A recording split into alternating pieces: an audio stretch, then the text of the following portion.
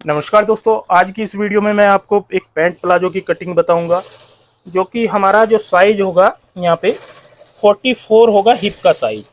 44 hip वाले में हम किस तरीके से कटिंग करते हैं, कैसे फ्रंट कटिंग करते हैं, कैसे बैक साइड उठा के कटिंग करते हैं, एक एक चीज की मैंने यहाँ पे आपको जानकारी दी है।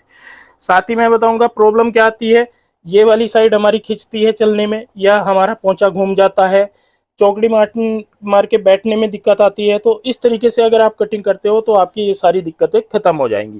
तो आइए सीखते हैं किस तरीके से, इस आसान से तरीके से मैं आपको कटिंग बताने वाला हूँ।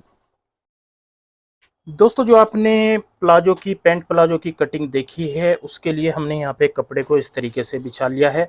देखिए, कन्नी वाले जो पार्ट है हमने अपनी साइड रखा है यहाँ पे इस तरीके से, और जो बंद हिस्सा है, बंद वाला हिस्सा होता है, वो हमने अपने अपोजिट साइड रखा है। तो सबसे पहले हमें नाप जानना है, ये है हमारे पास नाप। तो जो हमें लेंथ यहाँ पे तैयार रखनी है वो रखेंगे हम 36.5, 36.5। और जो हमारी सलवार की लेंथ है वो है हमारी 38.5। तो इसमें और इसमें हमारी 2 इंच का फर्क है। 2 इंच हमें ये शॉर्ट बनाना है, क्योंकि एंकल लेंथ बनाना है तो 2, 2.5, 3 इंच तक भी फर्क आता है सलवार और यहाँ पे पैंट की लेंथ में। मोरी का नाप होगा हमारा 10 इंच और हिप का नाप होगा हमारा 44 इंच। इस नाप के अकॉर्डिंग आज हम आपको कटिंग बताने वाले हैं। एक एक पॉइंट पे मैं आपको समझाऊंगा कैसे कटिंग की जाएगी, किस तरीके से आसन निकाला जाएगा और किस तरीके से यहाँ पे जो है आसन के साथ साथ थाई का जो नाप होता है वो निकाला जाता है। तो हमें चाहिए होता है मेन हिप का नाप और लेंथ सलवार की भी, जो हमें तैयार रखनी है 36.5 रखनी है। लेकिन आसन निकालने के लिए हमें यहाँ पे जो सलवार की लेंथ है, फुल लेंथ जो होती है, जो हम नीचे तक नापते हैं, तो वो चाहिए होती है। तो यहाँ पे सबसे पहले आपने क्या करना है, ऊपर की साइड यहाँ पे एक निशान लगाना है बिल्कुल सीधा। ये देखिए, जैसे मैं लगा रहा हूँ यहाँ पे, इस तरीके से बिल्कुल यहाँ पे सीधा निशान लगाएगा। इसके बाद आपने यहाँ पे ऊपर की साइड अगर बेल्ट लगानी है तो इस निशान से 0.25 इंच हम इंची टेप को यहाँ पे बाहर की साइड ऐसे निकालेंगे। ये देखिए, यहाँ पे ऊपर की साइड 0.25 इंच, और यहाँ से हमें आसन निकालना है। तो आसन जैसे मैंने बताया है, सबसे पहला निशान आसन का लगेगा आसन लेंथ के अकॉर्डिंग। तो लेंथ है हमारी 38.5, 38.5 इंच। तो इसका चौथा भाग हो जाता है हमारा 9 चौक 36, 9.5, 9.25 इंच हमारा यहाँ पे इसका चौथा भाग हो जाएगा। इसके बाद आपने यहाँ पे 1.5 इंच इसको एक्स्ट्रा लेना है। तो यहाँ पे हमारा 11.25 से 11.5 इंच तक आसन निकल करके आएगा। तो अगर आप यहाँ पे 11.5 इंच आसन रखोगे तो आपका ना ही ये बड़ा होगा और ना ही ये छोटा होगा, बिल्कुल ओके होगा 11.5 इंच पे आसन। इसके बाद हमें लगाना है घुटने का निशान। लेंथ 38 है तो 19 इंच पे हमारा घुटना आएगा। फिर इसके बाद हम जो तैयार लेंथ रखनी है 36.5 उतना निशान लगाएंगे, और 2 से 2.5 इंच का नीचे फोल्ड के लिए लगाएंगे। अब इन निशानों को हम आगे तक इस तरीके से सीधा बढ़ा लेते हैं।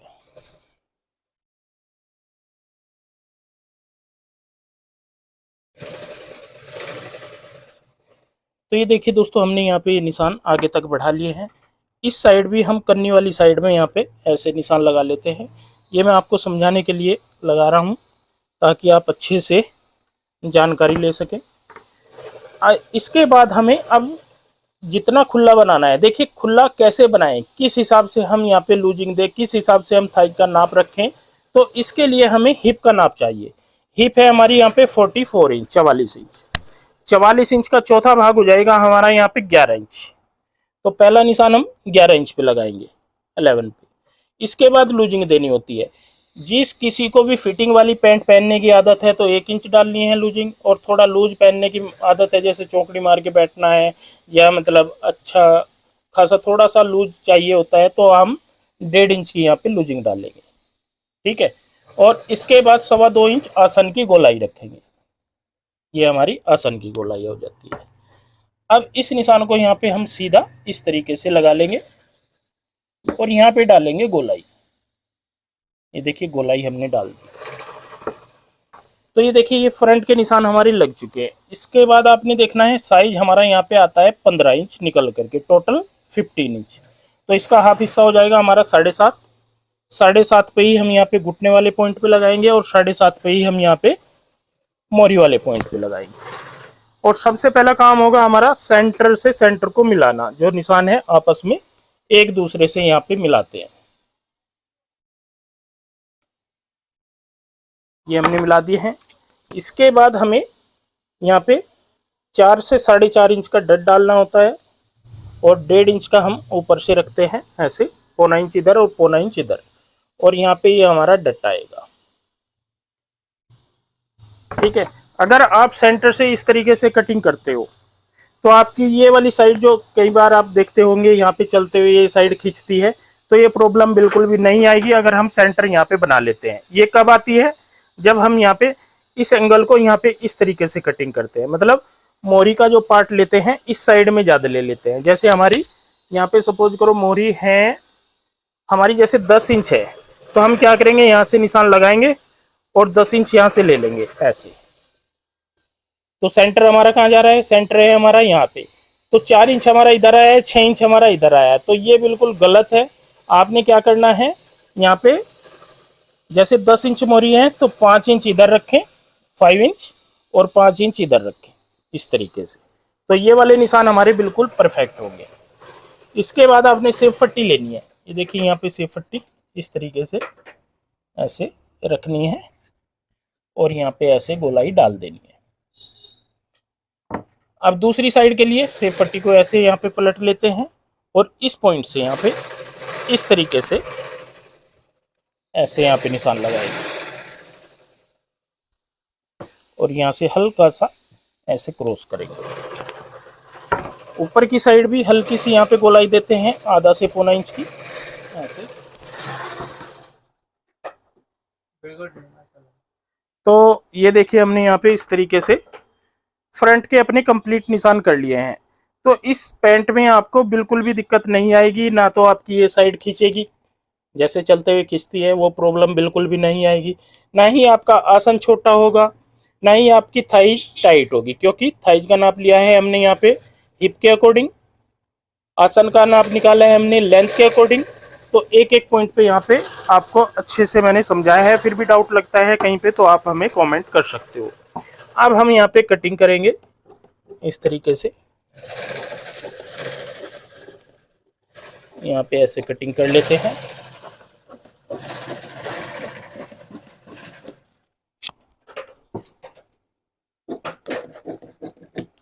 तो ये देखिए दोस्तों, फ्रंट जो है हमने यहाँ पे इस तरीके से कटिंग कर लिया है। ये वाली साइड में बाद में इकट्ठी कटिंग करूंगा, फ्रंट और बैक दोनों। अब मैं बैक साइड के लिए भी फैब्रिक को इसी तरीके से बिछा लेता हूँ। तो ये देखिए दोस्तों, बैक साइड के लिए भी हमने यहाँ पे इस तरीके से कपड़ा बिछा लिया है। जैसे फ्रंट का बिछाया था वैसे ही बैक साइड का बिछाया है। अब आपको यहाँ पे इस तरीके से फ्रंट को बिछा लेना है ऊपर की साइड ऐसे। यहाँ पे इस तरीके से हम ऊपर की साइड ये फ्रंट बिछा लेते हैं। फ्रंट इस तरीके से बिछाने के बाद, तो ये देखिए दोस्तों, हमने फ्रंट ऊपर की साइड इस तरीके से अच्छे से सेट करते हुए बिछा लिया है। इस साइड जो कन्नी वाला पार्ट है ये हम आपस में चारों कन्नी मिला लेते हैं, दोनों फ्रंट की और दोनों बैक की। आपने ऊपर की साइड यहाँ पे कपड़ा रखना है, ये ध्यान रखना है, ऐसे नहीं कि इसको बराबर कटिंग कर दे।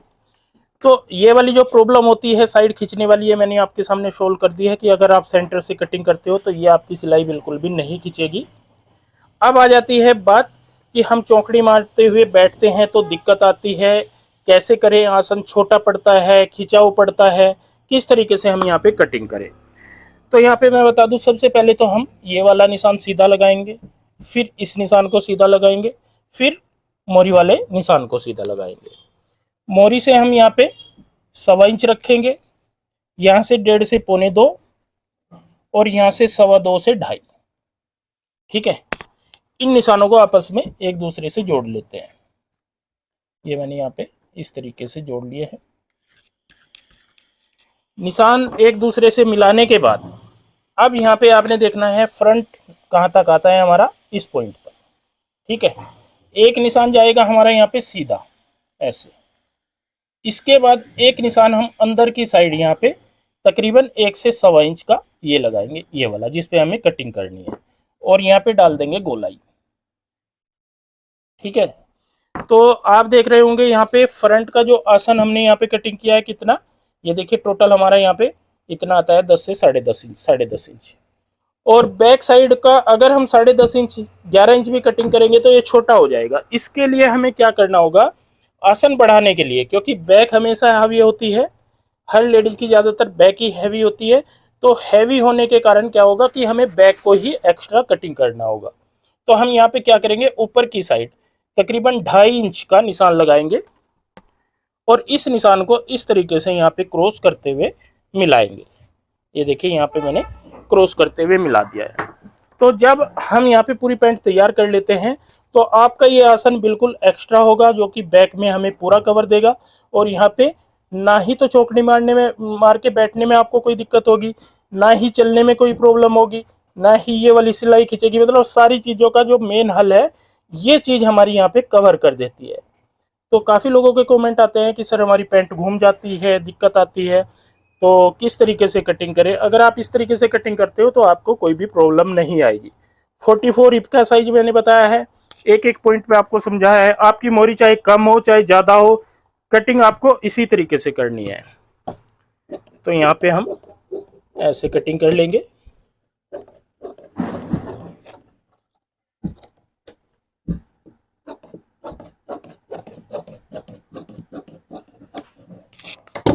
तो ये देखिए यहाँ पे हमारी कटिंग हो चुकी है एक साइड से इस तरीके से। अब हम यहाँ पे चारों पल्ले इकट्ठे कटिंग करेंगे।